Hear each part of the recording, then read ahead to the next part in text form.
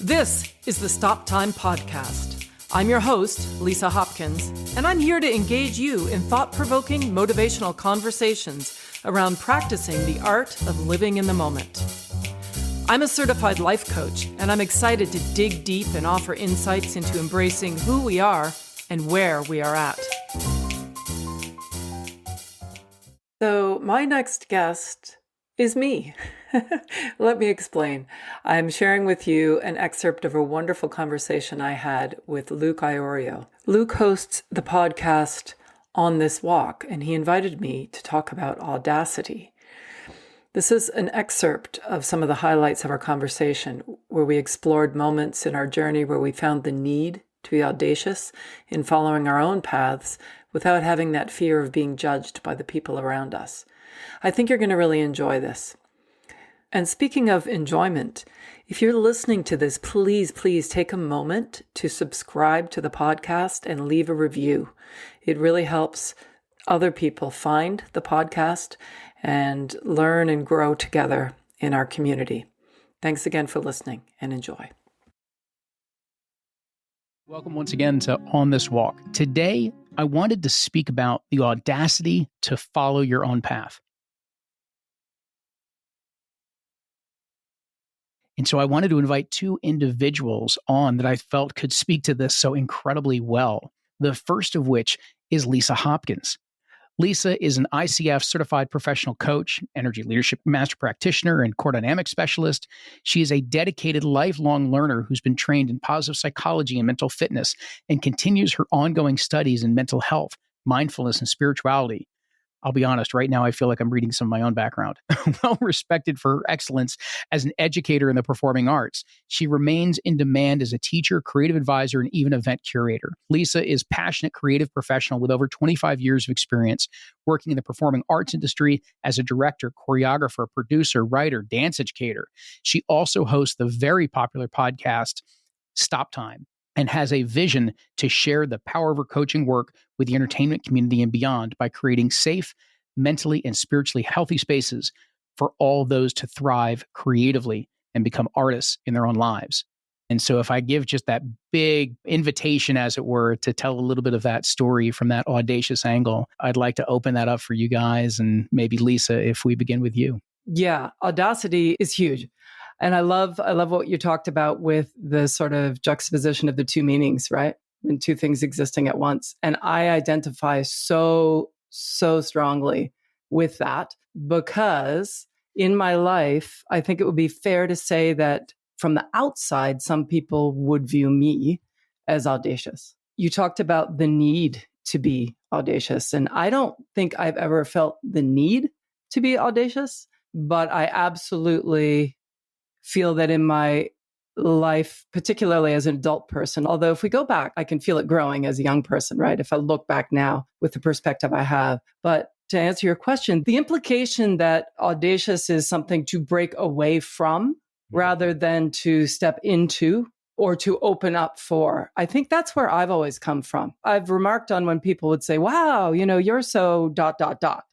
Fill in maverick, fill in lucky, fill in brave, fill in loud. It's so ironic to me, because as a young person, I never spoke until spoken to. I was absolutely an observer, and I still am. But my own sense of agency, that's what I like to call it, my inner agent. It's funny, I just wrote about this. It came to me as an opportunity saying, you can do whatever you want to do. And at 16, I received this message. And because I was 16 and I was really into dance, I had to, attach it to something. So I was like, cool. I heard the voice and I said, I will dance.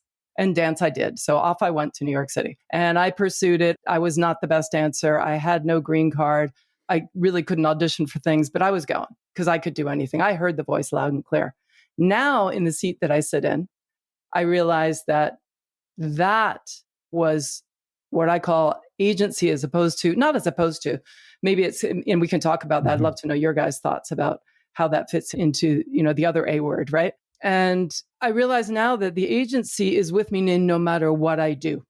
It's not what I do. I wasn't bold to go to New York. Sure. Someone else might say I was. I wanted to go to New York, so I went. I didn't deserve a medal for that. I wanted to be a coach. So Yeah. I trained, I studied, I learned, still learning, still training, still studying. These are choices I make. I don't think they're audacious. I think they're open. I'd rather be a gate opener than to sort of rebel against the gatekeepers. I don't think about gatekeepers. I'm my only gatekeeper. Let me ask you about two things. One is if you could just say a little bit more about having received that message. What form did that take, or what did that mean to you? What did it mean to receive that message? It was visceral. It was literally just a feeling, a random feeling. I wasn't trying to do anything. I was sitting at lunch on the floor in my high school.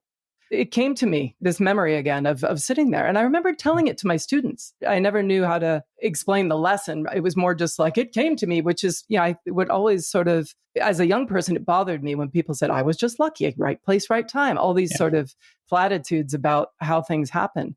So there was no big romantic moment or whatever. And it's almost in retrospect that I know what it is. It just felt like a clear message. I looked back at the date, like at what was happening in the world around that time as I was researching the article for myself, because I was thinking, what's the context here, right? And I was wondering and curious to know if it's around the time that John Lennon was assassinated, and it was. And I think that triggered the sort of bigger thinking about life. Even in that, I mean, you just say it's maybe not the big so-called cinematic or romantic moment or what have you, but I think maybe it's why I wanted to ask is that I hear this often enough, and I hear the other side of that in people that have written to me or side conversations or otherwise of people who felt, whether it's that message or that nudge to lean into something or to move in a certain direction, to open up into something, and they didn't lean into it because something in them did not allow them to access that agency at that time. There was something that was chipping away at them from being able to do that. And so I just want to be able to acknowledge it's not always the parting of the sea, burning bush kind of moment, right? It can be sitting on the gymnasium floor when you're 16, 17 years old. For me, it can be out, hanging out with a tree, because those are some of my best friends in the world. It can be any number of things, right? And so it doesn't have to be the big moment, but it's to pay attention to what those messages are, those nudges even are, and even to just follow them to whatever degree you can open yourself up to.